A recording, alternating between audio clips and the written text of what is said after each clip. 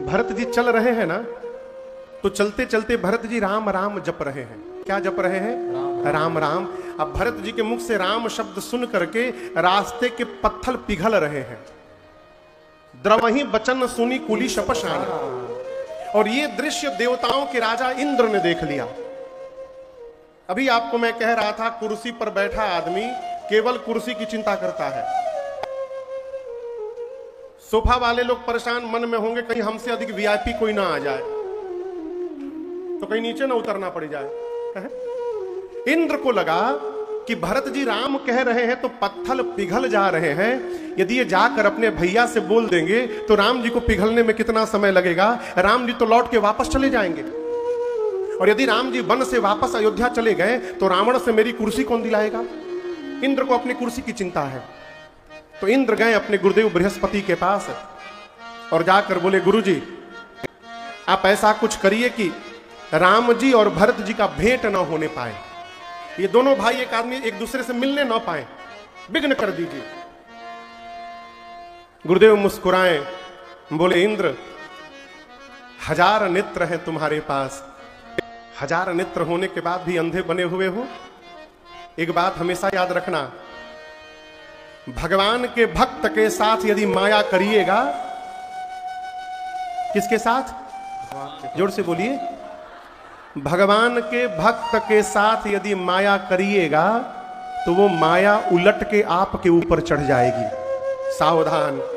राम जी के प्रति अपराध हो जाए, राम जी क्षमा कर देते हैं। राम जी के भक्त के प्रति अपराध हो जाए तो भगवान क्षमा करने वाले नहीं है। सावधान। आपको क्या लग रहा है?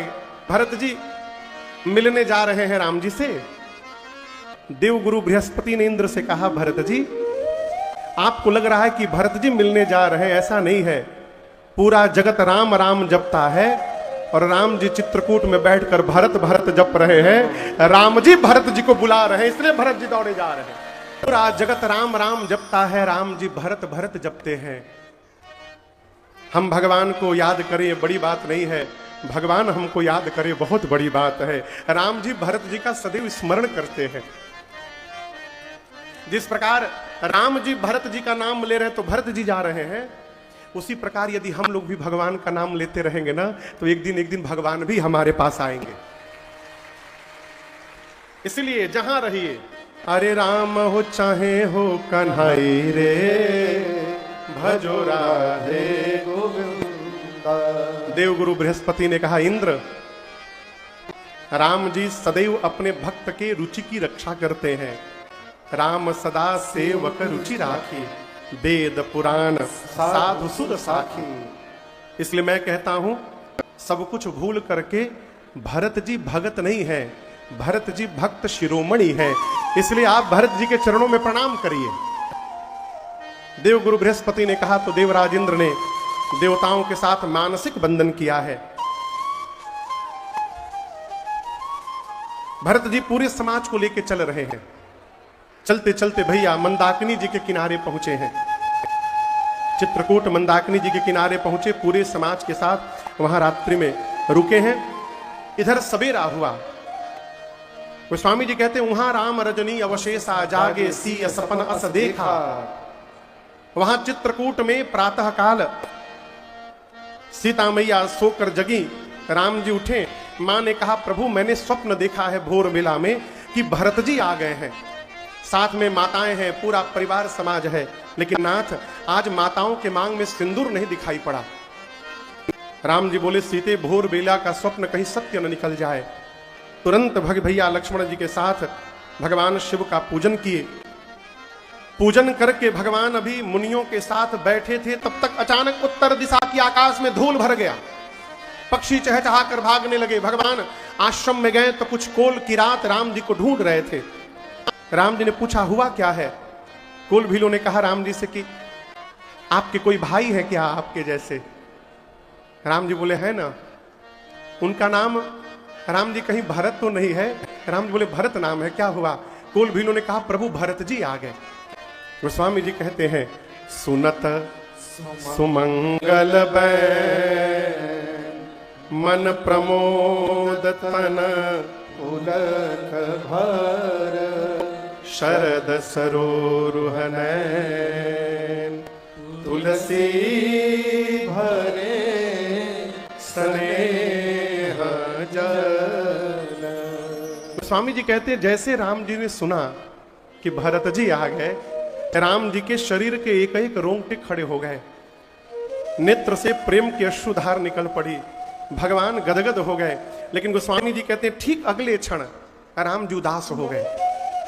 इस बात को लेकर सीधा प्रश्न मन में है, कारण कवना भरत आगव। भरत जी यहां चित्रकूट में क्या करने आ गए? राम जी ने जीवन में कभी भरत जी को ना नहीं बोला था आज तक।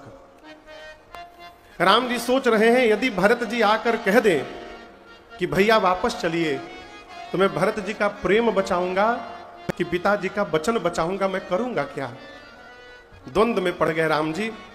और यहां मैं निवेदन करूं, आपसे एक प्रार्थना करूं, जीवन में जिसके साथ व्यवहार करने में कठिनाई हो रही हो उसके स्वभाव को जानने का प्रयास करिए। क्यों?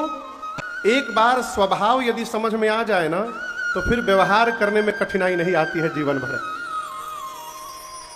राम जी भरत जी को लेकर चिंतित हुए कि भरत आएंगे कहेंगे भैया वापस चलिए तो मैं क्या कहूंगा। जैसे भगवान को चिंता हुई, राम जी नेत्र बंद किए और भरत जी के स्वभाव को याद करने लगे। जैसे भरत भैया का स्वभाव याद आया, राम जी प्रसन्न हो गए, मन में बोले मैं व्यर्थ में चिंता कर रहा हूं, मैं जानता हूं अपने भाई के स्वभाव को। क्या? भरत कहे महु साधु सयाने। देखिए ये जो अर्धाली चौपाई है ना, चौपाई की अर्धाली, यही भरत चरित्र है, यही भरत जी का चरित्र पर्याप्त है। राम जी बोले मेरे भरत का स्वभाव है क्या? भरत कहे महू। इसका क्या मतलब?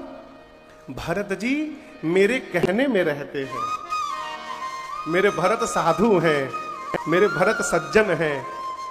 और याद रखिएगा, घर में यदि कोई आपके कहने में जी रहा है तो आप अपने को धरती का सौभाग्यशाली जीव मानिएगा। आप जितना सोचते हैं यदि घर में कोई उतना जी रहा है, आपसे बड़भागी कोई नहीं हो सकता। ये राम जी के जीवन का वैशिष्ट्य है कि उनके पास भरत जैसा भाई है। भरत जी राम जी के कहने में रहते हैं। राम जी बोले मैं व्यर्थ में चिंता कर रहा हूं, कल भी भरत वही करेंगे जो उनके भैया राम कहेंगे, फिर किस बात की चिंता, आने दो। इधर लक्ष्मण जी राम जी के चेहरे पर चिंता की रेखाओं को देखे, लक्ष्मण जी आग बबूला हो गए। किसके ऊपर? भरत जी के ऊपर। पता चला कि सेना लेके आ रहे हैं, निकाल के धनुष बाण चढ़ाकर खड़े हो गए, छोड़ूंगा नहीं मैं। भरत जी के ऊपर ललकार दिए, बोले यदि ब्रह्मा और शंकर भी सहायता करने उतर जाएं तो आज लक्ष्मण के बाण से भरत और शत्रुघ्न को कोई बचा नहीं सकता है। गर्जे लक्ष्मण जी। अयोध्या की सत्ता प्राप्त होने के बाद अभिमान हो गया भरत को।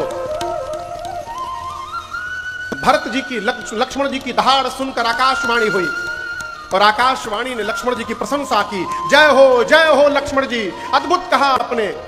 लेकिन प्रशंसा करने के बाद आकाशवाणी ने कहा, लक्ष्मण जी बुद्धिमान उसे कहते हैं जो कोई भी काम करने के पहले 100 बार विचार करता है।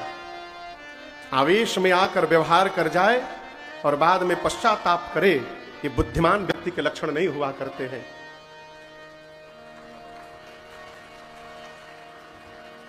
राम जी ने लक्ष्मण जी से कहा, अच्छा आप बताइए, दूध का समुद्र हो, दूध का समुद्र हो, उसमें सिरके का 2 बूंद पड़ जाए तो फटेगा? 2 बूंद छोड़िए, हजारों लीटर डाल दीजिए, उसके बाद भी दूध का समुद्र फटने वाला नहीं है।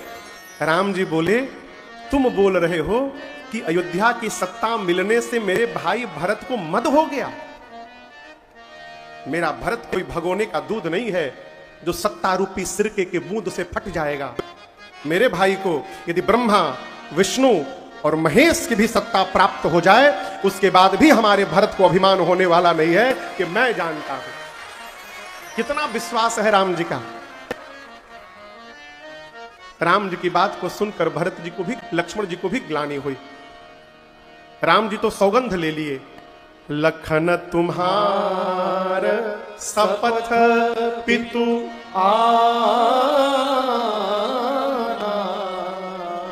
सुचि सुबंधु नहीं भरत समाना।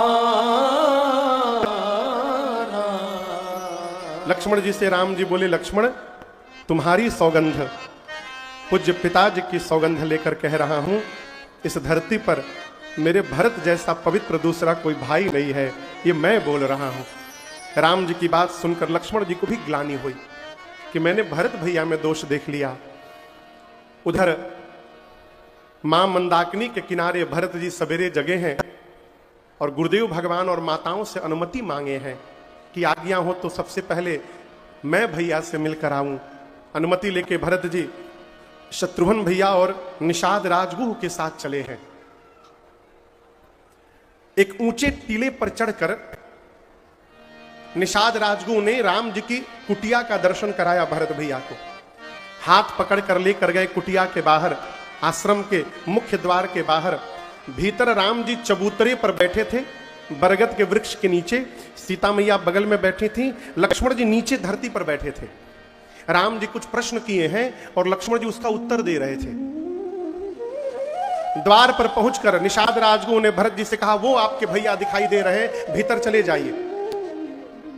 भरत जी बोले, मैं भीतर नहीं जाऊंगा। क्यों? मैं मुंह दिखाने लायक नहीं हूं भैया को। उसी द्वार पर खड़े होकर अपने दोनों भुजाओं को ऊपर उठाकर भरत जी, पाहिनाथ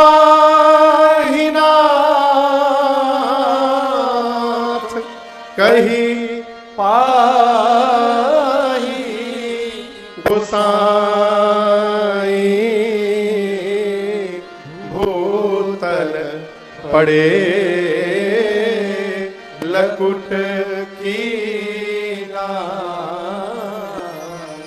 दोनों भुजाओं को ऊपर उठा के भरत जी खड़े खड़े गिर पड़े, पाहिनाथ पाहिनाथ त्राहिमाम प्रभु, मेरी रक्षा करिए नाथ। भरत जी द्वार पर गिर पड़े। लकड़ी जैसे गिर जाए ना, लाठी देखें, लाठी बोलिए, लाठी को खड़ा कर दीजिए, खड़ा करके छोड़ दीजिए। जैसे लाठी खड़े खड़े गिर जाए धरती पर, भरत जी दोनों हाथों को ऊपर किए और खड़े खड़े धरती पर गिर गए। पाहिनाथ पाहिनाथ। लक्ष्मण भैया सुन लिए आवाज। आपको क्या लग रहा है? लक्ष्मण जी सुन लिए तो राम जी नहीं सुने होंगे?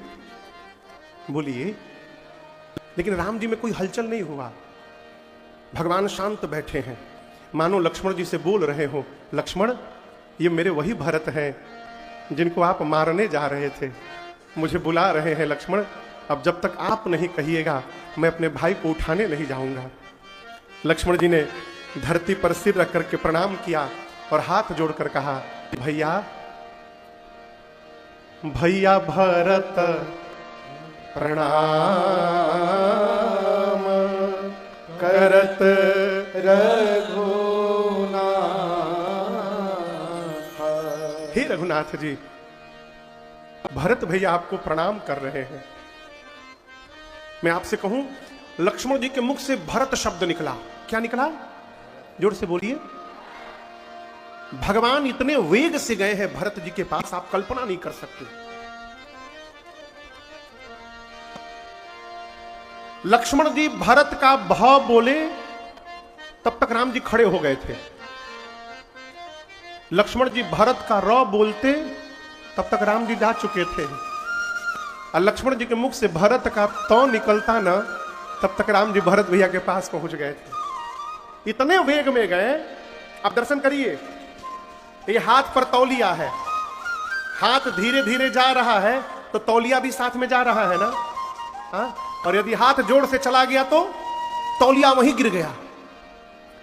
राम जी भरत जी से मिलने इतने वेग से गए कि भगवान के शरीर का 4 सामान लक्ष्मण जी के पास ही गिर गया।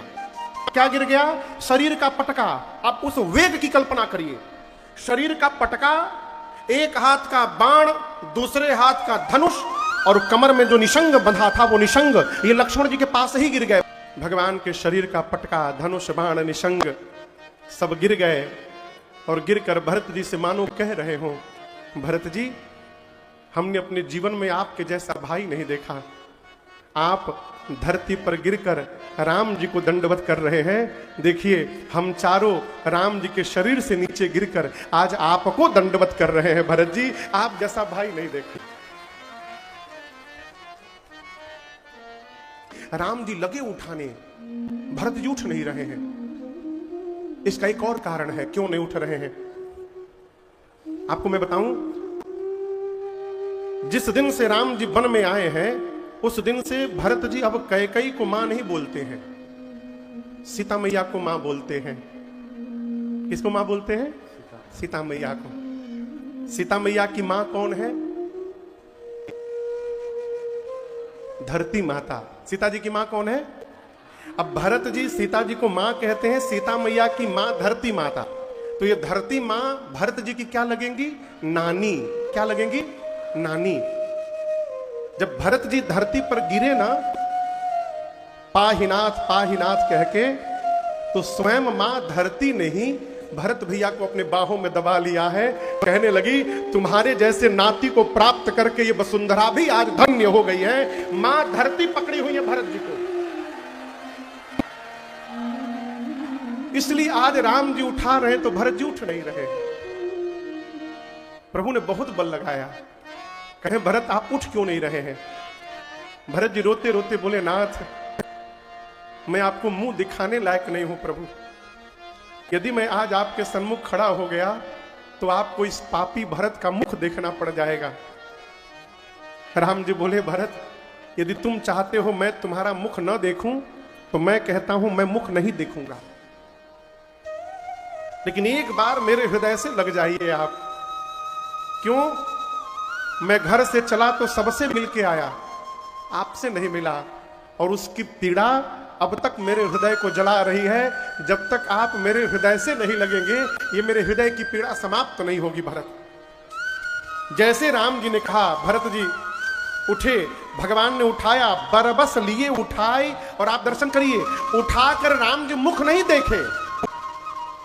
गोस्वामी जी कहते हैं राम जी उठाए, बरबस लिए उठाए, अब बिना मुख देखे उरलाए कृपा निधान। भगवान बिना मुख देखे भरत जी को गले लगा लिए। भरत जी का मुख पीछे चला गया और दोनों भाई गले लग करके आज इतना रोए हैं, इतना रोए हैं कि वहां के पत्थर नीचे के पिघलने लगे। कोई कहता है कि महाराज ये तो असंभव है, पत्थर कैसे पिघल जाएंगे। आज भी चित्रकूट में समय मिले तो जाइएगा, और जो भगवान की कुटिया का स्थान है उसके भीतर वो पिघले हुए पत्थर आज भी हैं। सरकार ने उसको घेर करके रखा है, कोई छेड़छाड़ न करे। जैसे मोम पिघलते हैं पत्थर पिघल गए इस प्रेम का दर्शन करके। मैं तो कभी सोचता हूं जिस प्रेम को देखकर पत्थर पिघल गए वहां जो जीवित होंगे उनकी क्या दशा हुई होगी।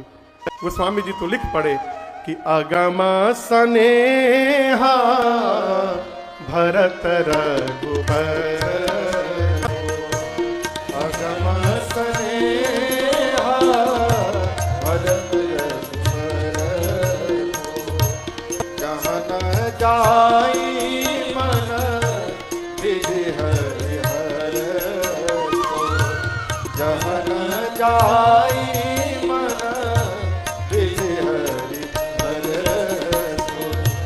सो मैं कुमति कहो के भाते, सो मैं कुमति कहो के भाते, बाज सुराग दिगागर आती, बाज सुराग दिगागर आती, बाज सुराग दिगागर। चारों भैया एक दूसरे से मिले हैं। राम जी को पता चला कि पूरा परिवार आया है। राम जी जाकर सबको लेकर के आए और गुरुदेव ने बता दिया कि राम आपके ही प्रेम में आपके पिताजी चले गए। आपको बताऊं, राम जी बहुत रोए हैं। कब? जब पता चला पिताजी नहीं रहे मेरे। अब आप कहिए राम जी तो भगवान है, भगवानों रोते हैं का? देखिए, जिसका खोता है उसी को दर्द का पता चलता है। जब अपने पर बीतता है ना तो सारा ज्ञान भूल जाता है। राम जी सुने कि पिताजी नहीं रहे, भगवान बहुत रोए। राम जी को रोते देख पूरी सभा रोने लगी। अगले दिन गुरुदेव ने राम जी को जो निमित्त पिता के करने के लिए कहा, राम जी ने किया है। चित्रकूट में कुल 5 बैठकी भई है। गुरुदेव ने तो भरत जी से कहा, भरत जी यदि आप और शत्रुघ्न वन में रहने को तैयार हो जाए 14 वर्ष, तो मैं राम लक्ष्मण सीता को लेके चला जाऊंगा। भरत जी बोले, गुरुदेव यदि मेरे रहने से भैया वापस चले जाएंगे तो मैं 14 साल नहीं, मैं जीवन भर वन में रहने को तैयार हूं। मैं अयोध्या लौटूंगा ही नहीं, कानन करऊं जन्म भरी बास। राम जी ने भी कह दिया, गुरुदेव जो भरत बोलेंगे वो मैं करूंगा। अभी कुछ निर्णय होता तब तक जनक जी महाराज आ गए अपने समाज को लेकर के। कोई निर्णय नहीं ले रहा है। राम जी गुरुदेव से कहते हैं, गुरु जी निर्णय लीजिए। गुरु जी जनक जी से कहते हैं, महाराज आप निर्णय लीजिए। जनक जी भरत जी से कहते हैं, भरत जी आप निर्णय ले लीजिए। भरत जी फिर जनक जी से कहते हैं। अंत में राम जी ने सौगंध ले लिया, गुरुदेव आपके चरणों की सौगंध लेता हूं, आप और जनक जी जो आज्ञा देंगे हम उसी का पालन करेंगे। जब किसी ने निर्णय नहीं लिया तो भरत भैया खड़े हुए और बोले, गुरुदेव मैं बताऊं मैं क्या चाहता हूं। राम जी से बोले, राम जी बोले बताओ। भरत जी बोले, क्या कहा भरत जी ने? जहां ले चलोगे वहीं मैं